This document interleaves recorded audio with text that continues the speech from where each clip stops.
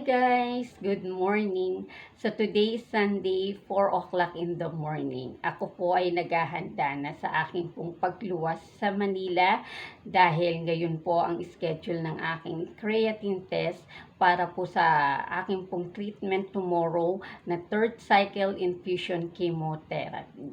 So tulog po yung aking pong mga junakis, ang aking pong biyenan, pati na rin po yung aking aso. Pero nakakaramdam na po siya na ako po ay aalis. Kaya medyo tahimik na siya ngayon. Ayan. So nagpe-prepare po ako ng aking pong breakfast. So kailangan po natin kumain dahil malayo-layo ang ating pong biyahe sa Manila. Magkikita uli kami ni ate sa Taft. Then, diretso na po kami sa UST Hospital. Ayan. So, pray for me guys na okay po ang result ng aking pong creatine test para po magtuloy-tuloy ang ating pong treatment ng infusion chemotherapy. Medyo maulan po ang panahon ngayon, kaya kailangan ko pong maagang umalis kasi minsan wala pong bus sa terminal, naghihintay ako ng matagal, and nagiging cost din talaga ng traffic kapag umuulan. So need nating maging maagap para makarating tayo ng maaga sa hospital at makuhanan tayo kaagad ng laboratory. At makauwi rin po tayo ng mabilis. Ayan. So, mag-i-stay ako today till tomorrow sa bahay namin sa Makati para makapagpahinga. Baka bukas, kasabay ko rin po yung mga anak kong boys na uuwi dito dahil maaga po ang kanilang dismissal tomorrow.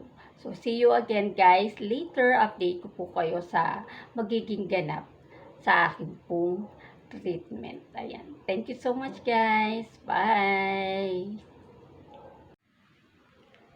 Muchikoy, nakabantay ka na naman sa akin. Nararamdaman mo na nang bang aalis si mama?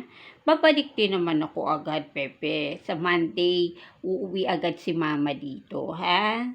Huwag kang malungkot, ha? Tatawag ako dito para lagi tayong mag-uusap. Kakain ka, huwag patigas ang ulo, huwag lalabas, ha? Love, love, love, love, love, love, love, love, love, love, love, love ka ni mama, ha? Okay? Huwag na malungkot, ha? I love you, Pepe ko. So guys, ito po yung aking pong breakfast, boiled egg, chicken nuggets, ang ating pong Yakult, syempre yung tubig natin. So, tamang kain lang tayo, guys. Para lang hindi tayo magutom pagdating doon. So, ganito kadilim sa bahay namin. Ayan. Ang nakabukas na ilaw lang yung nandun sa may wine section namin. Ayan.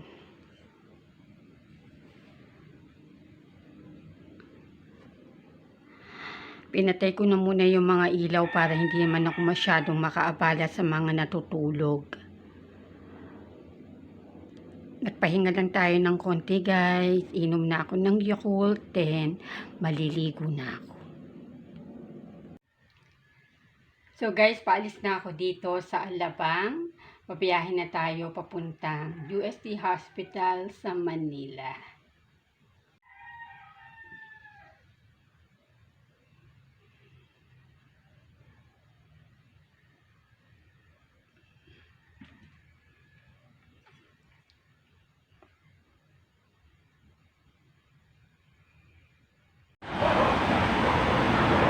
Dito na ako guys sa may Taft. Antay ko na lang ate ko.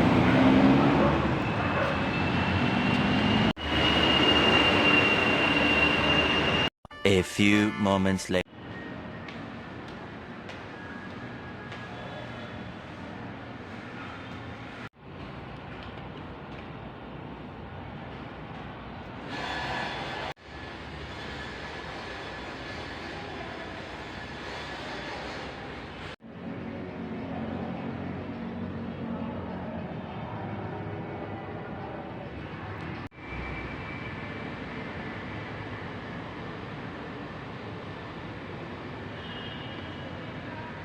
A few inches later. Wait mo ako dyan. hindi siya makakalusot. Ang tawag niya ay dilemma. Dilemma. Kung sasagutin niya ng eternity later. Hi guys! Ayan, papakita namin sa inyo yung napamili namin sa Quiapo. Kasi after namin dumaan sa church, pumunta kami sa palengke. Mura kasi yung mga paninda doon. So, chance na natin dahil andito tayo. Ayan. Unahin natin itong panyo. Bumili ako ng 3 pirasong panyo. 3, 100. Kasi kawala-wala na yung mga panyo namin sa bahay. Chicharon. Favorite namin itong snack. Kropek. Mga bata pa kami, ito yung mga kinakain namin. Meron din tayo dito palaman. Cheese whiz. Totanghon. Ang aking favorite na mogo-mogo. And bumili rin kami ng mga prutas dun. Laing. Yan. Yung nakita ko sa TikTok na babaeng nagtitinda ng laing. Nag-trending siya. Kaya bumili kami. Meron tayo dito lansones. Tinikman ni ate, matamis naman daw. Ayan. 1/4 lang to guys. 30 pesos. Hindi. 60. Kalahati. Bili rin kami ng kiyat-kiyat.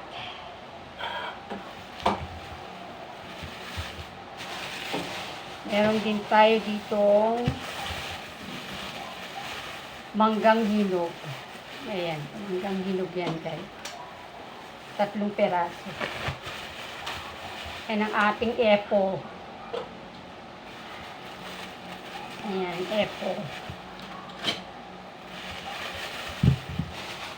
Bumili rin kami ng dilis. Sibuyas. At itong hipon. Hipon to guys, hipon. Natumpok. Ayan, tumatulo kasi. Bawang.